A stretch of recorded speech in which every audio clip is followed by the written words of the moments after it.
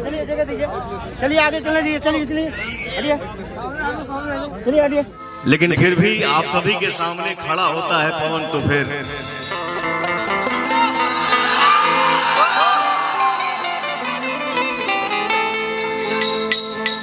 आज ही पवनवा अपने ननिहाल में खड़ा बा।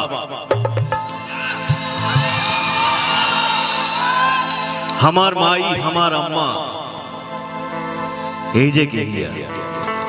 वैसे पूरे वर्ल्ड में भोजपुरी को जहां भी बोला जाता है, सुना जाता है, देखा जाता है, ओके हम अपन घर समझिला, अपन परिवार समझिला, अपन खून समझिला, अपन समाज समझिला। बट फिर भी आप लोगों ने इस मिट्टी में हम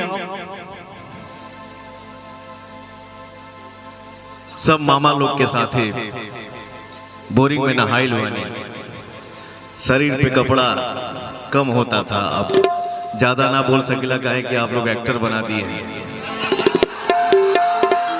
जोरदार ताली। तो चार सब मंच पे आके बोलना ही पड़ेगा। हमारे मामा चार मामा। अरे नहीं रे पगला, पावर पावर पावर आप लोग शुरू करते हैं, रियल पावर आप लोग। आज हमारे छोटे मामा ज्ञानी मामा के बड़ लड़का ज्ञान बहादुर सिंह, मामा के बड़ा लड़का और मेरा भाई छोटा सौरभ सिंह के आज तिलक के शुभ अवसर पे आप सबके सामने राउर बेटा, राउर भाई, राउर दोस्त, राउर संगतिया हमार के हो मोमो लागी हम आइल बानी।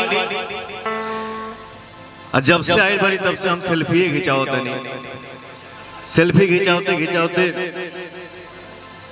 माथा खजुआए लगा। लेकिन चलिए, ये सौभाग्य ये सबके नसीब में नहीं। तो आज इस खुशी के शुभ अवसर पे हम आए हैं, तो चार लाइन इस माहौल के लिए